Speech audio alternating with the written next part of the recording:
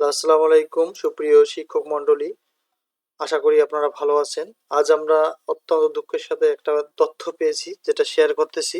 যেটা আসলে কখনো কোনো দেশে এ ধরনের কাম্য নয়। শিক্ষকদের এত কষ্টের টাকা তারা ২,০০০-৩,০০০ কোটি টাকা তাদের মাসে কেটে নেওয়ার পরে যে ৭-৮,০০০ কোটি টাকা হয়েছিল সেগুলো লোপাট। এ বিষয়ে আসলে কতটুকু আমরা সচেতন রয়েছি চলুন আমরা এ বিষয়ে দেখে নেই। এমপিওভুক্ত শিক্ষকদের পেনশনের ৭ থেকে ৮ হাজার কোটি টাকা লোপাট হয়েছে। এটা সমাধানে অর্থ মন্ত্রণালয়ের ডিও লেটার দেওয়া হয়েছে। দুর্নীতির কারণে শিক্ষা মন্ত্রণালয়ের অনেক প্রকল্প বন্ধ করা হয়েছে। ৩ মার্চ রাজধানীর এনইসি সম্মেলন কক্ষে জাতীয় অর্থনৈতিক পরিষদের সভায় আরডিপি উপস্থাপন করা হয়। সভায় সভাপতি করেন অন্তর্বর্তী সরকারের প্রধান উপদেষ্টা ডক্টর মোহাম্মদ ইউনূস। সভা এত অর্থ বছরের সংশোধিত উন্নয়ন বাজেট অনুমোদন দেওয়া হয়।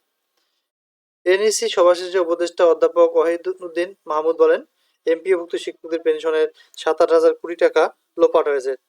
এটা সমাধানে মন্ত্রণালয়ের ডিও লেটার দেওয়া হয়েছে। দুর্নীতির কারণে প্রকল্প বন্ধ করা হয়েছে। যথাযথ ব্যবস্থা নিতে যত দ্রুত সম্ভব এ বিষয়ে যে কোনো একটি পদক্ষেপ নেওয়া হবে বলে জানা গেছে।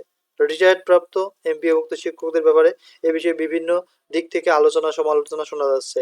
এখন আমাদের কথা হচ্ছে আমরা যত দ্রুত সম্ভব আমরা এর সমাধান চাই এবং এ ধরনের কার্যকলাপ ভবিষ্যতে যেন আর কোনো সরকার বা অন্তর্বর্তীকালীন সরকার এ ধরনের সমস্যা যেন সৃষ্টি করতে না পারে সে বিষয়ে আসলে এ বিষয়ে একটা গুরুত্বপূর্ণ পদক্ষেপ নেওয়া উচিত বলে আমি মনে করি এবং সকল শিক্ষকের চাওয়া যে চাকরি রিটায়ার্ড প্রাপ্ত হওয়া মাত্র ১ থেকে ২ মাসের মধ্যে যেন রিটায়ার্ডের সমস্ত টাকা তারা ফেরত পায়, যেহেতু এই টাকাটি মূলত তাদের প্রাপ্য। সকলের জন্য শুভকামনা রইল। যদি আমাদের চ্যানেলটি ভালো লাগে অবশ্যই আমাদের চ্যানেলটি সাবস্ক্রাইব করবেন। আসসালামু আলাইকুম।